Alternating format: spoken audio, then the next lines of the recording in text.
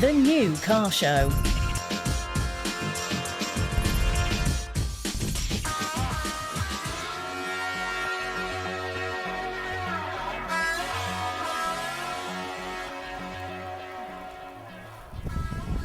What's up? It's AutoStream and welcome to another exciting episode.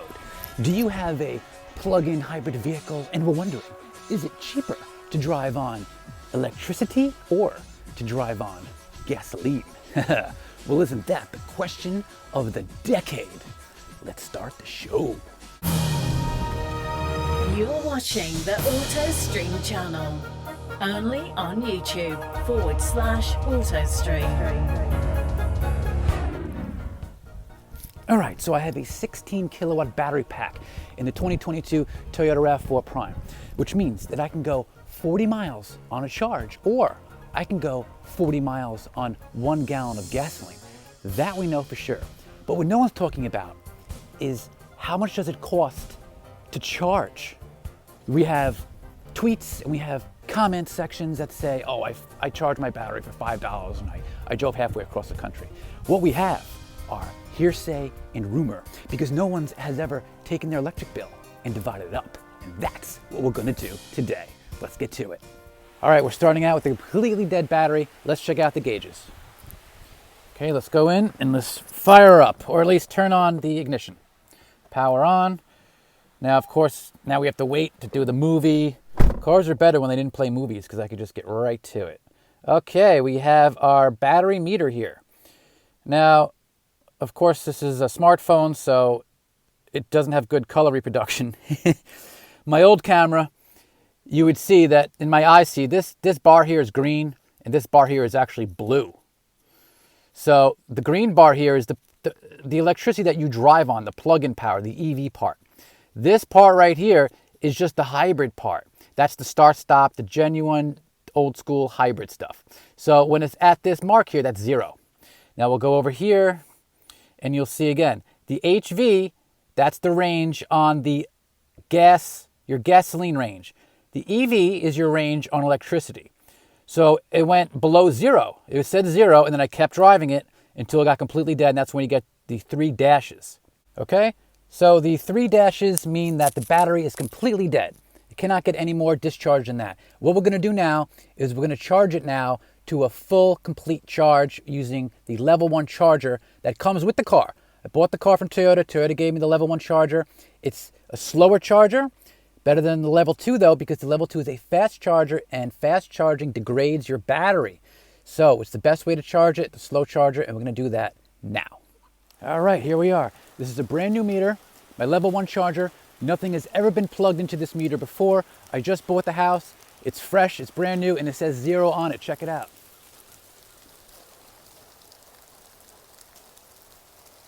0 kilowatts. It's never been plugged in before, okay?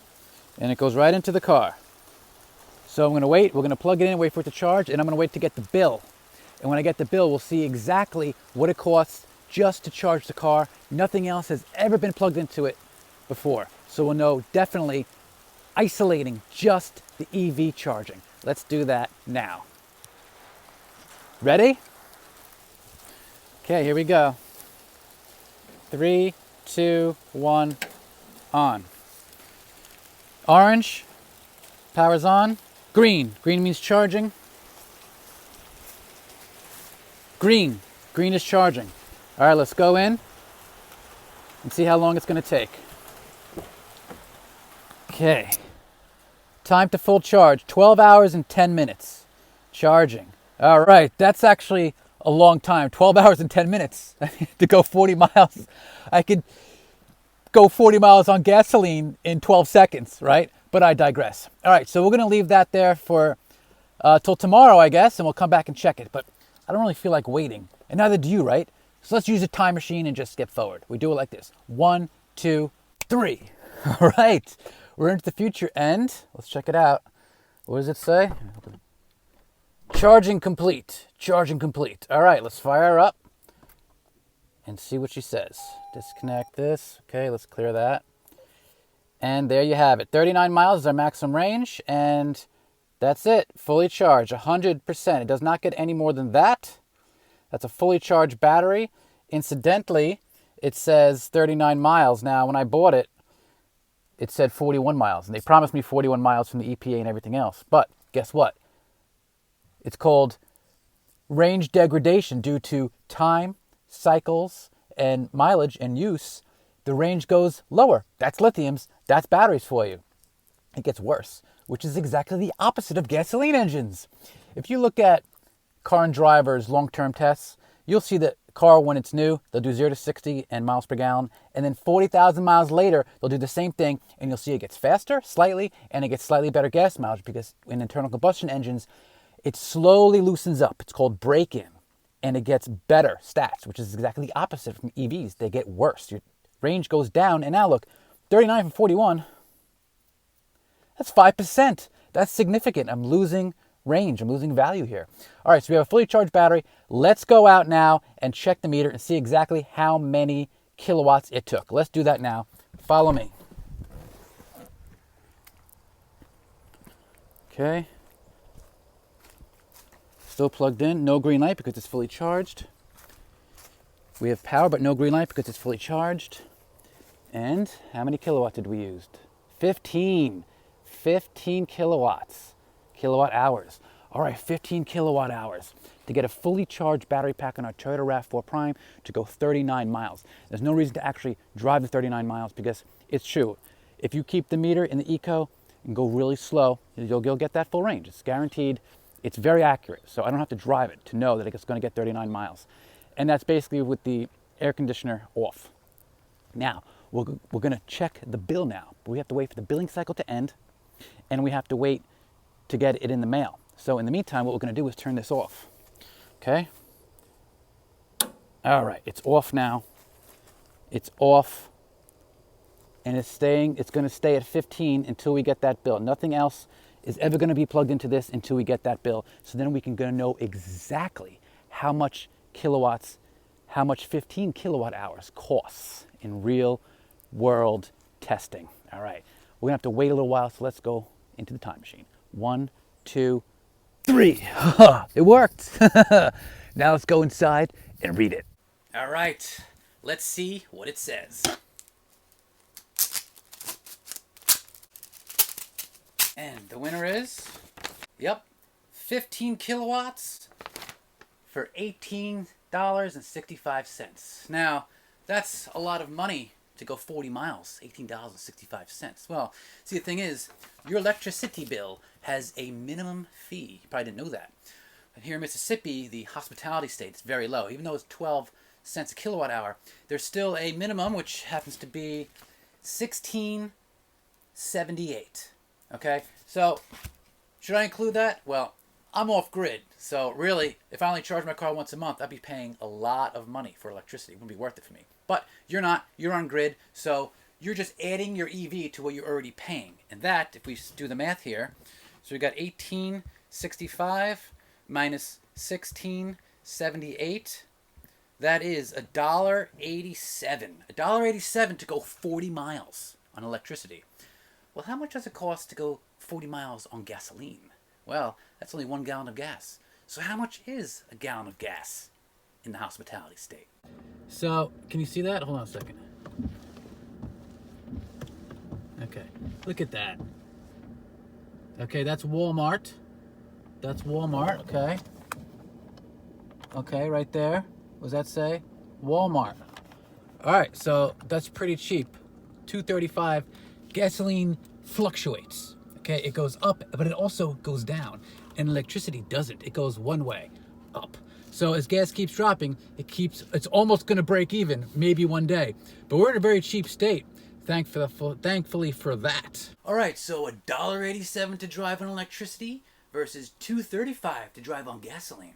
So our savings comes out to be a penny per mile, 1.2 cents to be precise. And for the year, we're saving $180. Therefore, driving on electricity is the cheaper way to go, right?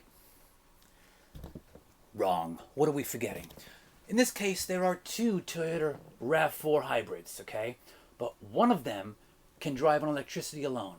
and that one costs $10,000 more. So in order to recoup that price, we're going to have to drive it 830,000 miles. And then, only then, will we save the penny per mile. Now at this point, if I go into the future and read my comment section, I'm sure it'll say something like, well, Teslas are twice as efficient, which renders this whole video stupid.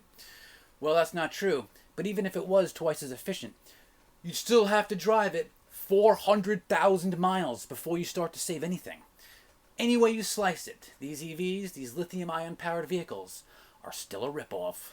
To buy an EV, thinking that you're saving money, you're not. That couldn't be further from the truth. You're not saving any money. It's actually costing you more. The only advantage is that it's faster. Pound for pound, dollar for dollar, EVs are faster than gasoline cars. There's no doubt about that. All right, we got the AC off. We got the back seat removed. We want to beat car and driver. Now, I've removed the back seat because I plan to install a micro apartment in the back, so it's a little bit lighter, but I also installed a trailer hitch, so it's way, way heavier than when I bought it new. Doing 0 to 60 in top speed run here on an empty road. All right, can we do it? Here we go. Got my timing gear here, and I'm gonna power brake it.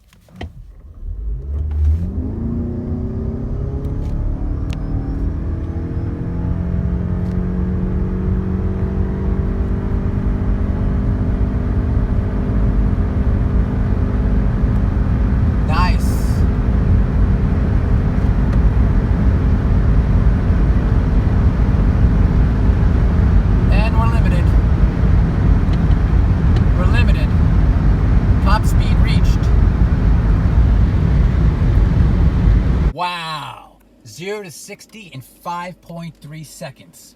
You know what that means? That means it's faster than a Porsche Macan T. And it gets 40 miles per gallon in the city. There's no other car on the road that can do that. And that's just one advantage to buying a plug-in. The second huge advantage to buying a plug-in, for me, is that it's good for camping. Now I know you can buy a lot of motel rooms for the extra 10 grand, but because I built a micro apartment in the back seat and I've got climate control up here, I can go deep into the woods to a campsite and I can spend 15 hours in the car without the engine starting and be fully climate controlled. That has many, many advantages, including convenience advantages, comfort advantages, noise advantages, fuel savings advantages, and many more. Allow myself to explain. Now we have it set. I have the AC system set, climate control. As you know, if you have a hybrid system, you can set the climate control and it'll stay that way. And of course it has to power on and power off, but if you have a plug-in, then it stays off for 15 hours. I have a gigantic battery. The Rav4 Prime, which is what I have, has the longest battery of any car out there, including they have, I know they have Jeeps, they have Hyundais, but they don't have the range that this does. 47 miles on battery alone. That's amazing. That's amazing. Besides Jeeps, well, look what you get with Jeeps.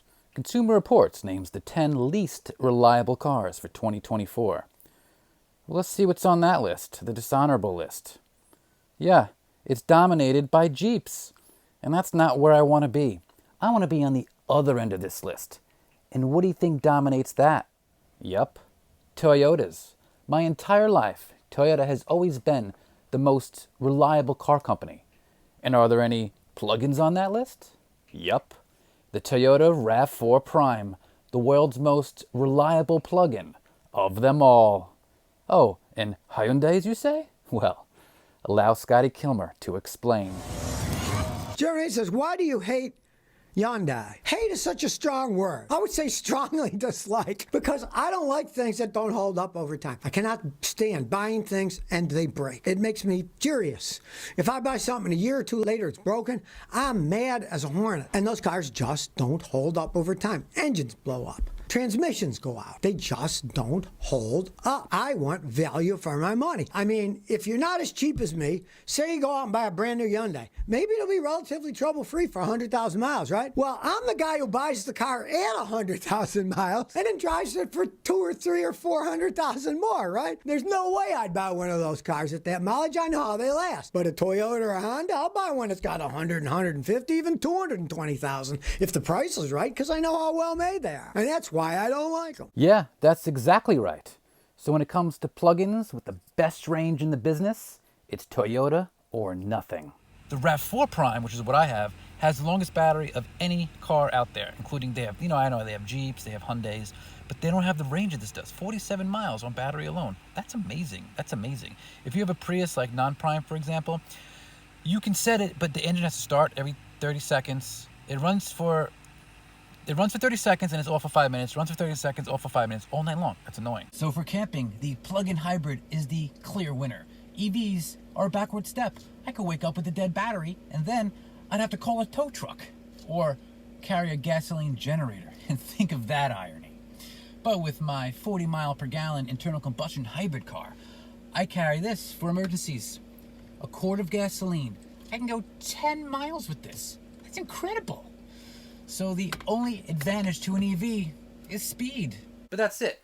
I don't see all these Tesla drivers jackrabbiting their cars at green lights. I don't think they're doing that. I think they're saving money. Or I think they think that they're saving the planet. But they're not doing that either, because they produce more carbon to design, build, and get an EV to your driveway produces more carbon. You have to drive an EV 100,000 miles before you break even in carbon. Electric cars are not all that green. One reason is because electricity isn't all that green. I'm amazed talking to people who are all excited about their electric car and say, and I'm not polluting. And I say, where do you get the electricity from? And they don't know. They don't know that most of America's electricity comes from fossil fuels, natural gas and coal. Just 12% comes from wind and solar. Yet auto companies tell us electric vehicles in general are better and more sustainable for the environment. she's a Ford engineer. She's not ignorant. Well, actually, she probably is ignorant in the literal sense of the word. She's not stupid, but ignorance speaks to what you know. You have to mine somewhere on Earth 500,000 pounds of minerals and rock to make one battery. And most of this mining isn't done in the U.S. American regulations make it nearly impossible. So it's done other places, polluting those countries. And worse, ingredients in batteries are mined in places that enslave people and use child labor. An army of children are at the heart of the mining production. Wearing no shoes and in the most wretched conditions. Most Americans proudly driving electric cars don't know about this. They just don't want mining done near them. But wherever it's done, mining is a dirty business that adds lots of carbon to the air. If you're worried about carbon dioxide, the electric vehicle is emitted 10 to 20 tons of carbon dioxide before it even gets to your driveway, before you drive the first mile and plug it in the first time. Carbon dioxide produced by the mining and the manufacturing and the shipping. Exactly. Volkswagen published an honest study. They point out that the first 60,000 miles or so you're driving an electric vehicle, that electric vehicle will have emitted more carbon dioxide than if you just drove a conventional vehicle in the first place. You have to own it for a while before the electric part starts to win. You have to own it for at least 100,000 miles, and then the electric part wins by some. So it doesn't get you a zero emissions vehicle. It's reduced the emissions then by 20 or 30%, which is not nothing, but it's not zero. No, it's not close to zero. In our next video, more inconvenient facts about electric cars. Politicians make impossible assumptions about batteries and the electric grid. And there's more. You see, these calculations are just for the summer. Now let me show you what happens when it gets cold. How cold is it? Well, check it out. It is, where we are, it's 15 degrees going down to 12 or even less. And look at the whole country is cold. So this is a great time to try it out. Look at, if it's 50 in Vegas, when it's 50 degrees in Vegas, you know it's cold out. Now I'm starting this video inside the heat. We're gonna go out now and see. Remember, it used to be 48 when I bought the car. A year later, it was 41. My range of electric miles is 41 on a full charge. It's been charging there for 2 days. It's fully charged. If we get a 39-mile full range, that would be a plus. But it's very, very cold out. So let's see exactly what the cold weather does to lithium-ion batteries in electric vehicles. All right, here we go. It's been charging. Green light is still on. What does that mean? Now, at this point, I'm surprised that the green light was on because the car is fully charged. What's going on is that in order to maintain a lithium battery's capacity in the freezing cold, the computer switches on a heater. So I checked the app, my power company, and there it is. Monday, I topped off the charge. It was fully charged. Then Tuesday night into Wednesday morning, it got cold, and it switched on the heater right there. That's 4 kilowatt hours it used for the heater. So 4 kilowatt hours at 12 cents a kilowatt hour is 48 cents. That's our savings. So the 1.2 cents per mile gets completely negated. All right, so I've turned the heater off. It's been 24 hours. Let's check the range. Here we go, on. And the weather is in the 20s, the mid to high 20s. All right, 36. 36. And we're still fully charged. 36. I'm calling its bluff. I'm gonna go a few miles and we'll see how true that is. Let's do that now. Okay, notice it's already down. I drove 1/10 of a mile. And what does it say? I already lost a mile and I went 1/10. So it was lying, okay? Okay, we are back on our 2-mile trip. And let me just show you, okay? We've got 2 miles, okay? And I've got nothing else on, just the heat, okay? That's reasonable. I'm being very reasonable. No heated seats, no heated steering wheel, okay? I'm not being spoiled. Having the heat is something that a gasoline car gives you for free. So I'm being very, very reasonable. And I have nothing else that sucks power here. I don't have my super high beams on. I don't have my CB radio on. I don't even have the regular radio or the amp. That's it. Okay, I just have that stuff on. And I stayed in the eco mode, which means, eco mode means I'm just pushing the gas pedal just a very little bit, not going very fast. Stayed under the speed limit. Speed limit's 40. The highest I saw was 37. I drove very frugally. Hypermiling, you could consider it. And what are the results of that? The results of that is that you add the 2 miles there to the 33 and you get 35. Oh, it just went to 32 because the heat is using it. So we went from 38 to 35, and that's nearly 10%. That's huge, just because it's cold. What is it? It's 27 degrees out. And no, I'm not using the air conditioning either. The AC has been off the entire time because I'm giving it the benefit of the doubt. And what does lithium do to me? It rips me off when I buy it because I'll never make it back, and it rips me off in the winter because that's what lithium does. It rips you off. All right, we've gone forward in time just to put a bold face on my points. Check it out. So it's warmed up again. It's 62 degrees. We've got a full charge, and what's our range? 39 miles on all electric range. And that means that when it gets cold, we go down to 35 miles, and that's 11%. We lose 11% of range just because it's cold. And now that it's warmed up, remember, we're at 39 miles, fully charged. What does Toyota say we're supposed to get? Well, here's the website. What does that say? 42 miles. Toyota guarantees us 42 miles on a fully charged car. And we have 39 miles, okay? And we've only driven, it's been a year and 12,000 miles. And we've already lost, that's 7%. 7% we lose in a year and 12,000 miles just because of lithium. And then an additional 11% just because it's below freezing. And there you have it. That's empirical evidence. Now, back to the video. There are 20 superchargers at this station off Toohey and Skokie, and they have all been full all day long with people waiting in line to charge up. In this brutal cold, batteries are taking much longer to do that, and they are draining much faster. Look, diesel. See the irony? At the Tesla supercharging station in Skokie, one driver grateful to finally be here. I saw that my battery's getting low. It was about 20-25%. Went out to the gas station that was there. I saw that there was a long line. Wes France then drove to the fashion outlet station in Rosemont, but it wasn't in service. And by that time, my battery drained down to 5%, which was faster than normal. Long story short, here I am. We had to tow it out this way. The sub-zero temperatures taking a toll on the electric batteries. This Uber driver frustrated. It's horrible. It takes 2 hours.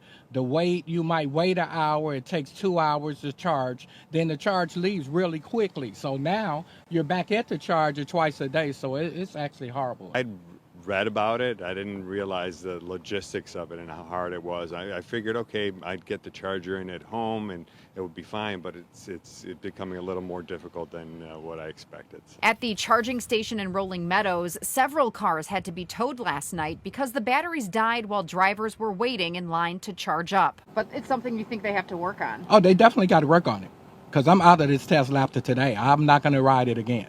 You'd rather go back to gas? I'd rather go back to gas, absolutely. So any car with a lithium battery pack is not going to save you money. It's going to cost you money. Well, all right, AutoStream, I'm a penny pincher. So what kind of car do you recommend I buy then?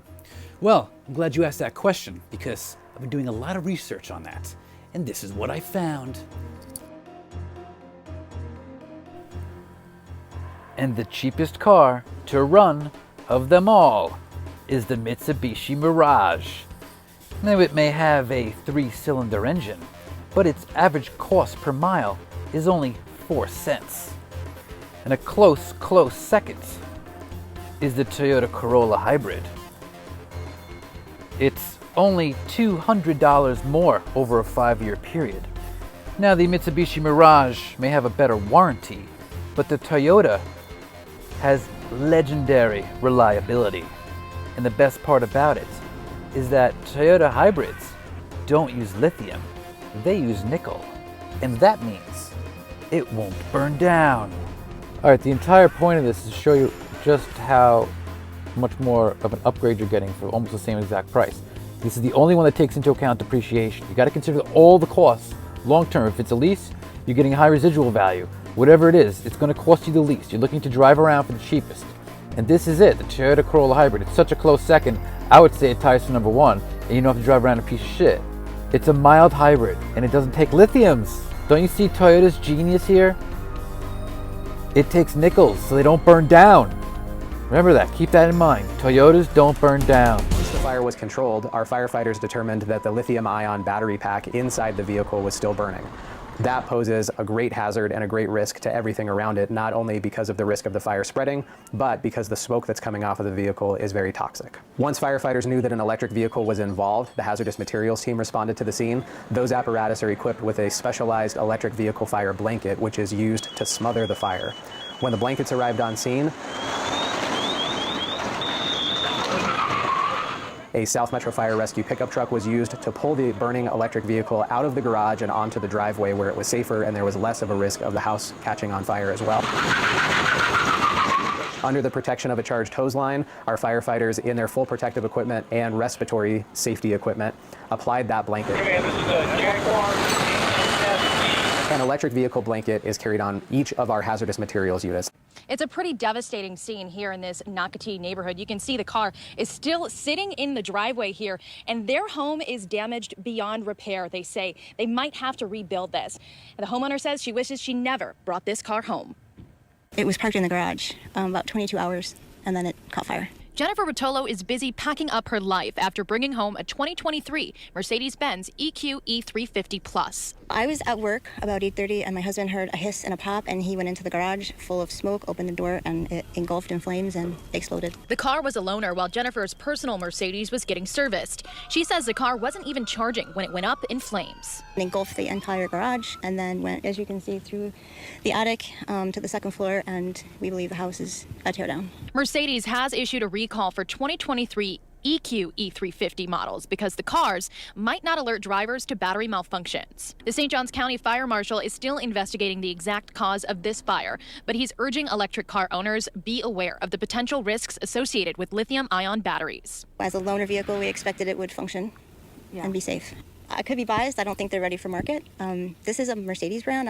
Can't speak for all of them, but I would not recommend buying one anytime soon. Jennifer is questioning the safety of EVs after this experience. Her home of 5 years is soot-filled, and she spent much of the morning evaluating what personal belongings are worth saving. So what's next for you guys?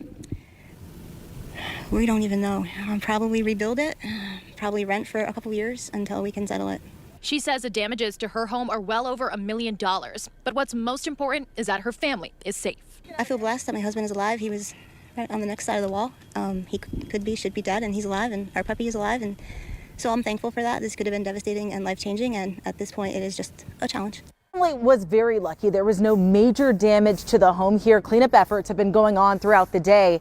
The Tesla caught on fire inside of the garage here. You're looking at video from overnight after firefighters got the car to the street. You can see them opening the Tesla's door and then flames shooting out.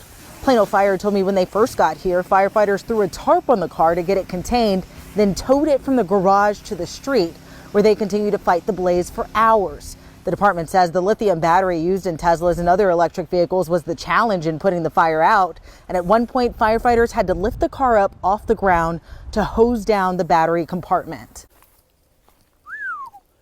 Dangerous. All right, let's sum up. If you want to drive around as cheaply as possible, get yourself a 3-cylinder. If you want to camp, get yourself a plug-in. But if you want to play Russian roulette, get yourself a lithium-powered battery electric vehicle. If you found value in this video, give me a thumbs up. It really helps out a lot. Thanks for watching. This is AutoStream Jane, reminding you to spay and neuter your pet. Follow us on Twitter at AutoStreamUSA. Subscribe and join us next week, petrolheads, where AutoStream will be driving something exciting.